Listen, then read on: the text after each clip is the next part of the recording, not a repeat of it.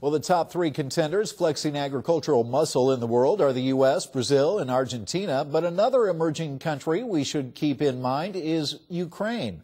That's right, the former Soviet nation could become a grain and oilseeds powerhouse.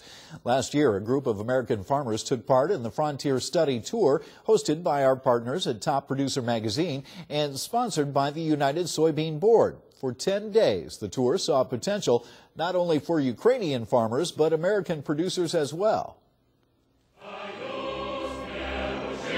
When the Berlin Wall came tumbling down in 1989, it symbolized the beginning of the end of the Soviet Union. The one-time superpower ruled under an iron fist. Nemesis of the United States, fathered by Vladimir Lenin, was no more.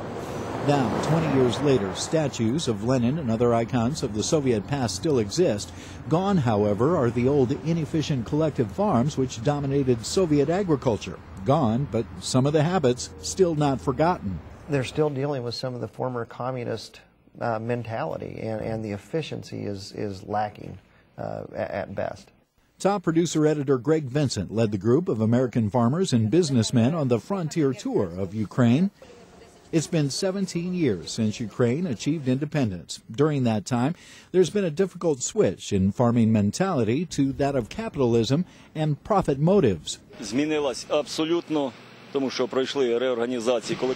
about last 15 years, it's many changes coming, and especially last 5 years.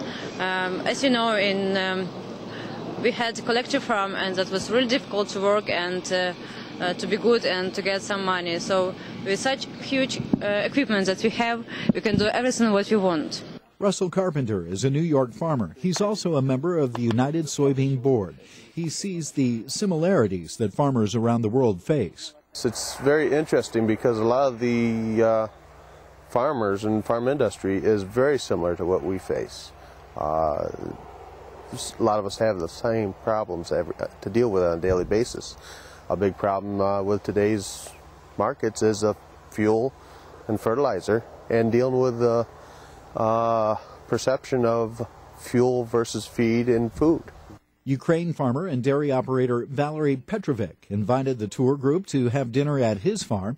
He milks 900 dairy cows, plus produces nearly 15,000 acres of corn, wheat, and rapeseed. Petrovic says change is slow. That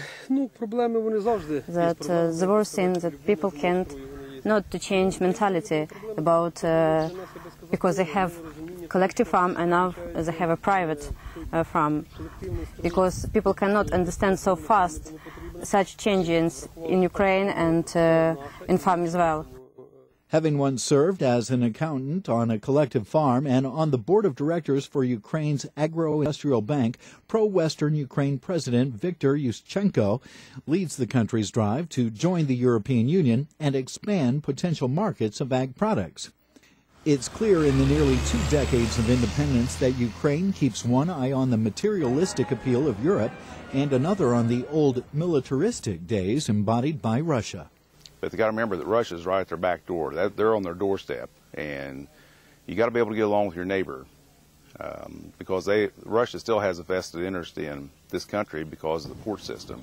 That's their access to the rest of the world, to the Black Sea and out in the Mediterranean for shipping and defense purposes, and so it has long-term ramifications as to how things shake out.